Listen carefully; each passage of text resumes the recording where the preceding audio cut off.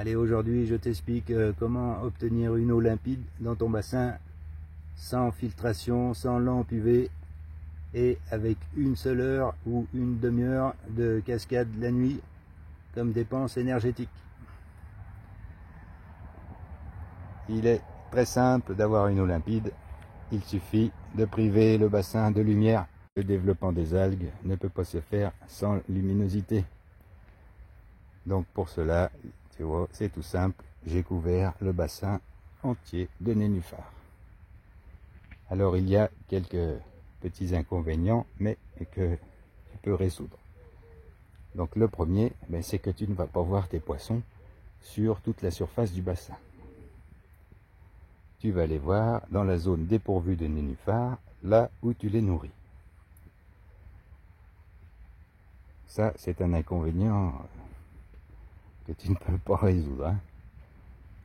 Le deuxième inconvénient, c'est qu'une abondance de végétaux comme ça dans un bassin, la nuit, ça fait l'inverse de ce que ça fait la journée. C'est-à-dire qu'au lieu de rejeter de l'oxygène, ça va rejeter du dioxyde de carbone et pomper l'oxygène. Donc tes poissons vont manquer légèrement d'oxygène. Mais cela, tu peux le résoudre de deux manières. Ou en diminuant la quantité de poissons. Chez moi, ils sont en surnombre, le bassin fait 2 mètres cubes, il y en a plus de 50, largement. Ou alors en actionnant la cascade toute la nuit. Personnellement, je ne la mets qu'une heure par nuit, en heure creuse, et cela suffit.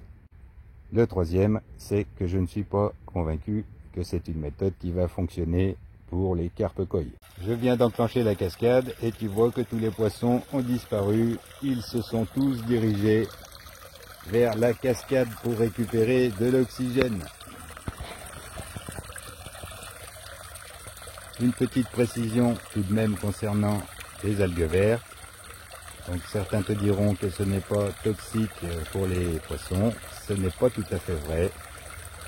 Les algues vertes, ce sont des végétaux et comme tous les végétaux, ils fonctionnent avec le principe de la photosynthèse, ce qui fait que la nuit, ils vont rejeter du dioxyde de carbone et absorber de l'oxygène. Donc la nuit, tu auras un manque d'oxygène dans ton bassin et pour résoudre ce problème, tu seras obligé de mettre une filtration avec un filtre UV et la cascade qui va fonctionner 24 heures sur 24. À ce moment-là, tu pourras mettre des carpe-koi.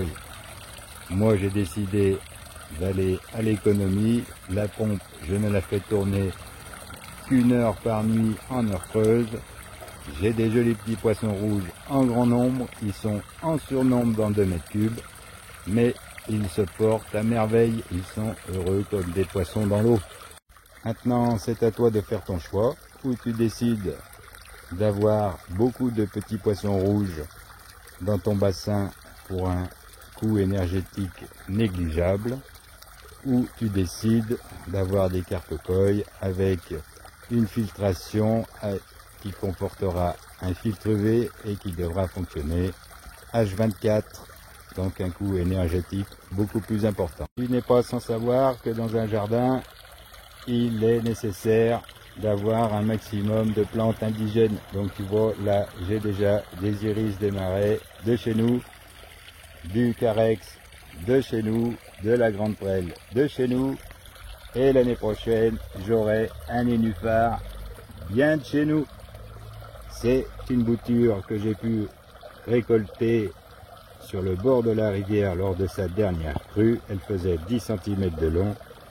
Je l'ai mis dans de la terre, là, pas dans du gravier, parce que le but, c'était que ça pousse vite.